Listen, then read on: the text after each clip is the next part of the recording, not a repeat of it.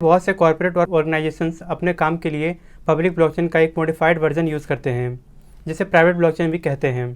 वैसे कुछ एक्सपर्ट्स का कहना है कि प्राइवेट ब्लॉकचेन जैसी कोई चीज़ होती ही नहीं है, जबकि कुछ का मानना है कि प्राइवेट ब्लॉकचेन ज़्यादा किसी काम की नहीं है, क्योंकि इस पर मौजूद डेटा पे भरोसा नहीं किया जा सकता है। प्राइवेट ब्लॉकचेन बेसिकली एक इंडिविजुअल या एक प्राइवेट कंपनी द्वारा कंट्रोल किया जाता है।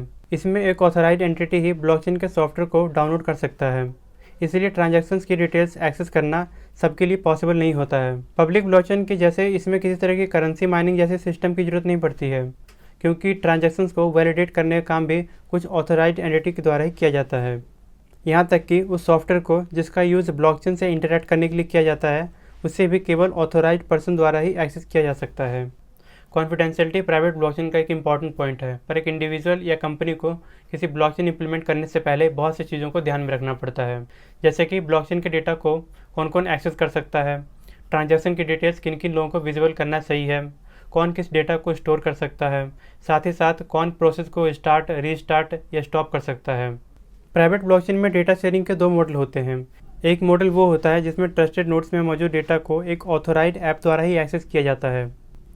इस मॉडल में पार्टिसिपेंट को खुद के नोड सेटअप करने की परमिशन नहीं होती है।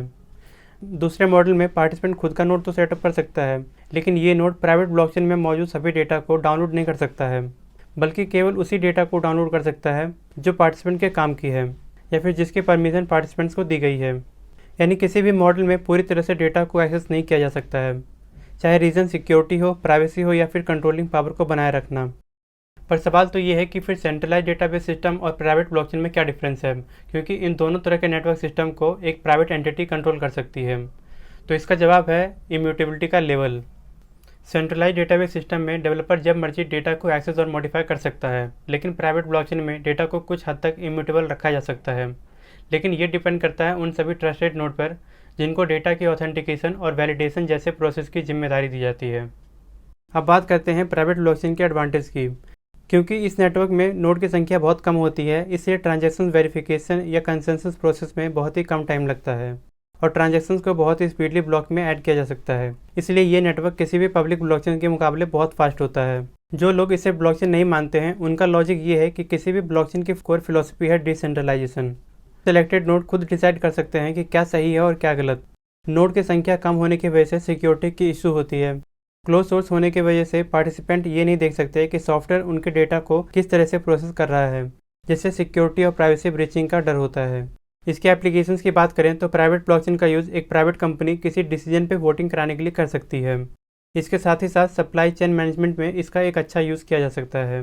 प्राइवेट ब्लॉकचेन के एग्जाम्पल्स को देखा जाए तो कोर्डा और मल्टी चेन ये दोनों प्राइवेट ब्लॉकचेन के ही एग्जाम्पल हैं। अब बात करते हैं हाइब्रिड ब्लॉकचेन की। जैसा कि नाम से ही पता चलता है, ये ब्लॉकचेन पहले के दोनों ब्लॉकचेन यानी कि प्राइवेट और पब्लिक ब्लॉकचेन का कॉम्बिनेशन होता है। इस तरह के नेटवर्क में प्राइवेट और पब्लिक दोनों ब्लॉकचेन के प्लस पॉइंट्स का बेनिफिट लिया जाता है, जैसे कि इसमें ट्रांजैक्शन बहुत ही ज़्यादा कॉस्ट इफेक्टिव और फास्ट होते हैं। क्योंकि इस प्रकार के नेटवर्क में पार्टिसिपेंट खुद का एक प्राइवेट नेटवर्क क्रिएट कर सकते हैं, इसलिए पार्टिसिपेंट खुद डिसाइड कर सकते हैं कि कौन से डेटा को प्राइवेट रखना है और कौन से डेटा को पब्लिक करना है।